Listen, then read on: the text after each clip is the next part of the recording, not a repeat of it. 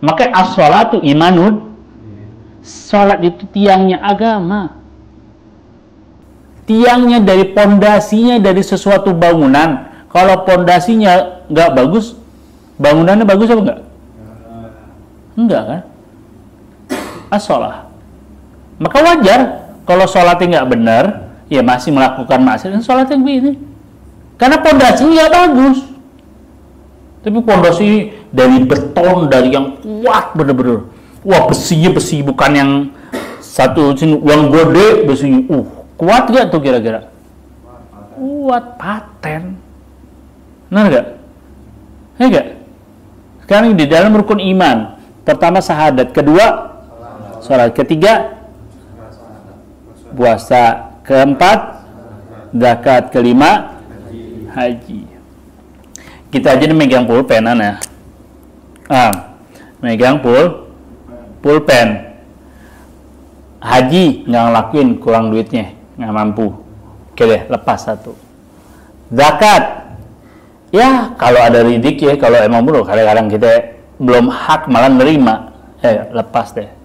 Lupa atau gimana pun, lepas nih zakat. Puasa, ya bolong-bolong. Puasa sunnah nggak pernah, puasa wajib aja bolong-bolong. Kadang puasa cuma menahan lapar doang, sampai soal 5 waktunya ketinggalan. So puasa tidur,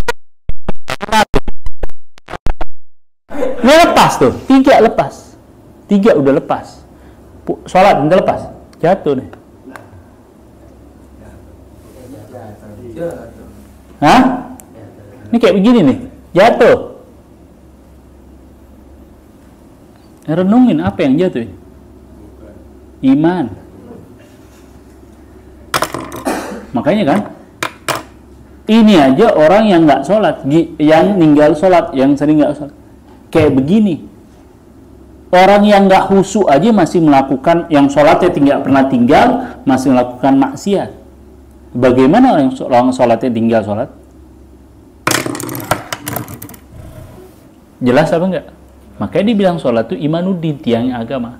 Dikatakan apa? Sholat yang pertama dihisab di alam kubur. Kalau sholatnya baik, mau tidak mau semuanya akan baik. Sholat itu sebagaimana hati di anggota tubuh. Idza sholahat jasad, idza sholahat kullu, idza fasadat kullu. Ala wahya qalbu. Kalau hati itu bersih, maka anggota tubuh itu akan bersih, akan terus taat kepada Allah. Akan tidak malas beribadah kepada Allah. Tapi kalau hati yang kotor, idza fasadat jasad kullu, maka hati yang kotor akan malas ibadah, akan senang dan rajin bermaksiat kepada Allah. Anggota tubuhnya itu akan mengajak untuk maksiat kepada Allah. Kenapa? Karena hati yang kotor.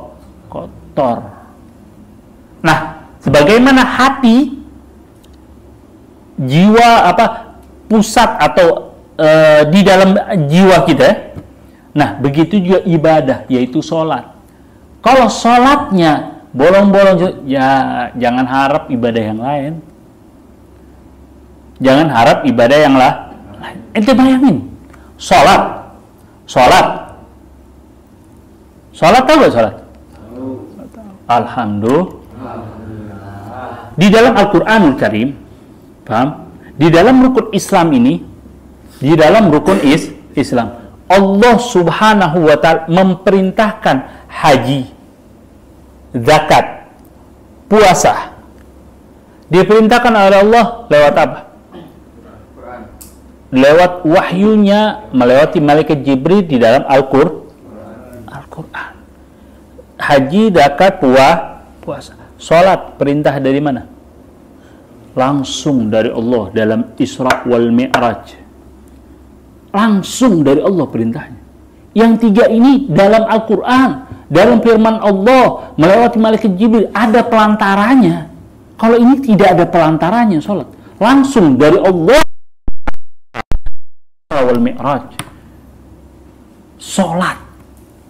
Ada yang lain langsung dari Allah? Sholat tuh untuk perintah dari Allah.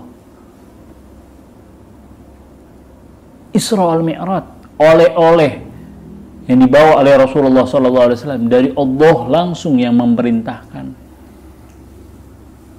Ibadah yang lain mana? Yang langsung diperintahkan oleh Allah.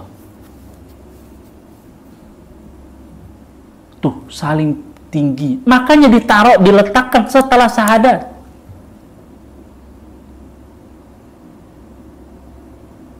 Sholat.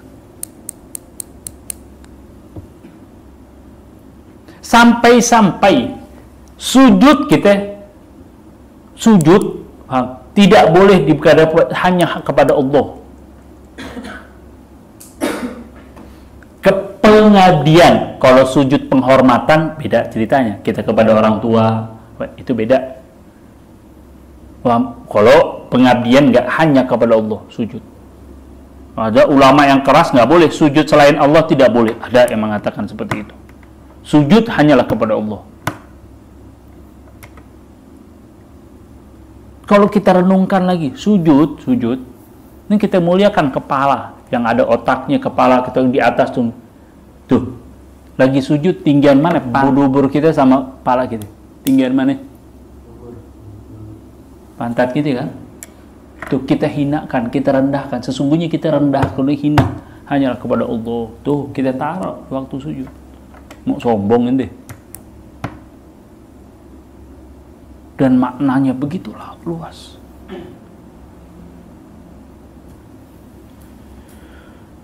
Itulah sholat. Makanya jangan pernah remehin sholat. Ta'awanu 'alal sholah, jangan pernah meremehkan. Dosa besar remehkan sholat, apalagi meninggalkan. Jelas?